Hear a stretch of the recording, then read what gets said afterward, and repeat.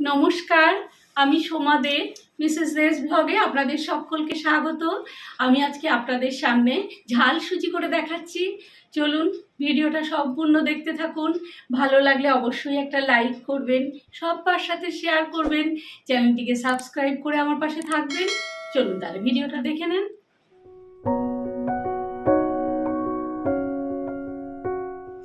ঝাল সুজি করার জন্য আমি এই রকম কাপের 3 কাপ সুজি নিয়েছি।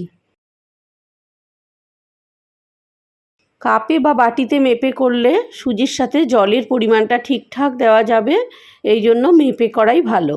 প্রথমে সুজিটা শুকনো খোলায় 4-5 মিনিট ধরে নেড়ে একটু ভেজে নিচ্ছি, কিন্তু সুজিটা খুব লাল করব না। গ্যাসের ফ্লেমটা লোতে করে দিয়ে একটু ভেজে নিলাম, নিয়ে সুজিটা তুলে রাখলাম। এবার এই কড়াইতে তেল দিয়ে সবজিগুলোকে সব ভেজে নেব।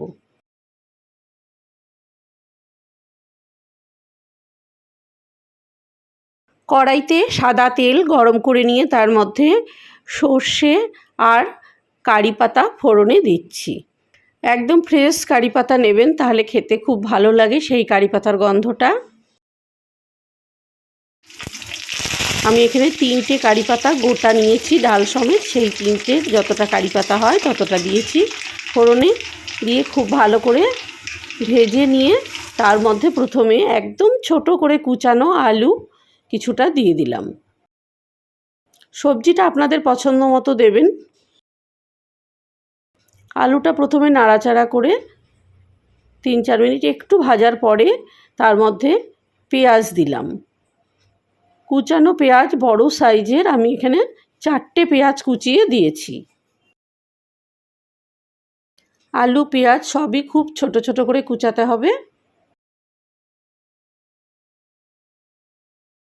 আলু পেঁয়াজটা খানিকক্ষণ ভালো করে নাড়াচাড়া করে ভাজা হোক, তার মধ্যে আমি এখানে ক্যাপসিকাম, টমেটো আর কিছুটা কাঁচা লঙ্কা দেব, সেইগুলো কুচিয়ে নিচ্ছি।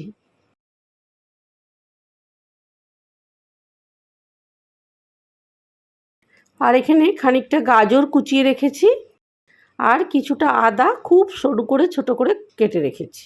আলু আর পেঁয়াজটা খানিকক্ষণ ভাজা হয়ে যাওয়ার পরে এর মধ্যে গাজরগুলো দিয়ে দিলাম। গাজরও খুব ছোট করে কেটেছি। গাজরটা আলু পেঁয়াজের সাথে খুব ভালো করে খানিকক্ষণ নাড়াচাড়া করার পরে এর মধ্যে কিছুটা আদা কুচানো ছিল সেইটা দিয়ে দিলাম। আর কাঁচা লঙ্কাটা কুচিয়ে রেখেছিলাম, এখানে আমি 4টে কাঁচা লঙ্কা কুচিয়ে দিয়েছি। ঝাল আপনারা যদি মনে করেন আরেকটু কম দেবেন তাও কম দিতে পারেন, লঙ্কার ঝাল বুঝে দেবেন। পাশের গ্যাসে আমি একটু ছোট যে চিনে বাদাম হয় লাল রঙের, সেই বাদাম ভেজে নিচ্ছি এর মধ্যে দেব বলে। আপনারা কড়াইতে তেল দিয়ে প্রথমেই সেই তেলেও বাদামটা ভেজে নিতে পারেন। এবার এর মধ্যে আমি 1.5 চামচ লবণ দিলাম। সবজিগুলো ভালো করে নাড়াচাড়া করে একটু ভেজে নেওয়ার পরে এর মধ্যে যে কাঁচা বাদামগুলো ভেজে রেখেছিলাম সেইগুলো আমি দিয়ে দিলাম।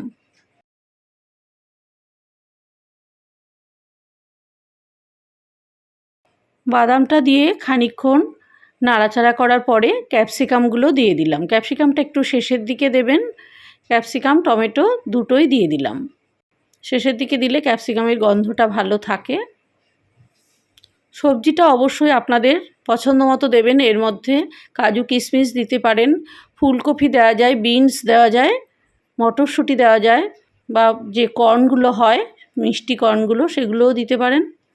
সব ভাজা হয়ে গেলে এবার এর মধ্যে আমি সুজিটা দিয়ে দিলাম। যে শুকনো খোলায় ভেজে রেখেছিলাম সুজিটা সম্পূর্ণটা দিয়ে দিলাম। সুজিটা সবজির সাথে খুব ভালো করে মিশিয়ে খানিকক্ষণ নাড়াচাড়া করে ভেজে নিতে হবে। তারপরে এর মধ্যে যে মাপ করে 3 কাপ সুজি দিয়েছিলাম তার জন্য আমার 1.5 কাপ জল লাগবে। আমি একদম অল্প অল্প করে জল সুজির মধ্যে মেশাচ্ছি আর সুজিটা মিশাচ্ছি। তার মধ্যে অল্প করে জল দিচ্ছি আর সুজিটা মিশাচ্ছি। ঠিক এইভাবেই করবেন আপনারা। একবারে দিলে কিন্তু সুজি একদম দলা পেকে যাবে। সবটা জল এইভাবে অল্প অল্প করে মিশিয়ে মিশিয়ে নেড়ে দিয়ে তারপরে ঢাকা দিয়ে দিতে হবে সুজিটা। 5-7 মিনিট ঢাকা হলেই একদম সুজিটা ঠিকঠাক সেদ্ধ হয়ে যাবে, একদম ঝরঝরে হবে। মাপটা অবশ্যই ঠিক রাখবেন। আপনি যদি 1 কাপ সুজিতে করেন তাহলে অবশ্যই হাফ কাপ জল দেবেন। নাবানোর আগে একটুখানি 1 চামচ মতো ছোটো চামচের চিনি চারিদিক দিয়ে ঘুরিয়ে দিলাম, দিয়ে একটু নাড়াচাড়া করে তারপরে এবার গ্যাসটা অফ করে দেব। হয়ে গেছে আমার সুজিটা। আমি গ্যাসটা অফ করে আরও 5 মিনিট মতো ঢাকা দিয়ে একটু রেখে দিয়েছিলাম গ্যাসের ওপরে। এবার আমি ঢাকাটা খুলে পরিবেশন করছি। খুব ভালো লাগে এই সুজিটা, ভীষণ হেলদি একটা খাবার, পুষ্টিকরও বটে। অবশ্যই আপনারা এইভাবে বানাবেন ঝাল সুজি বাড়িতে, জলখাবারে খুব ভালো খাবার একটা। তাহলে ঝাল সুজি রান্নাটা দেখলেন। ভিডিওটা কেমন লাগলো বন্ধুরা? নিশ্চয়ই খুব ভালো লেগেছে।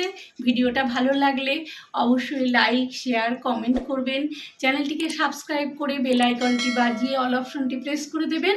সবাই খুব ভালো থাকবেন। আমার চ্যানেলের সব ভিডিওগুলো দেখবেন আপনারা। নমস্কার।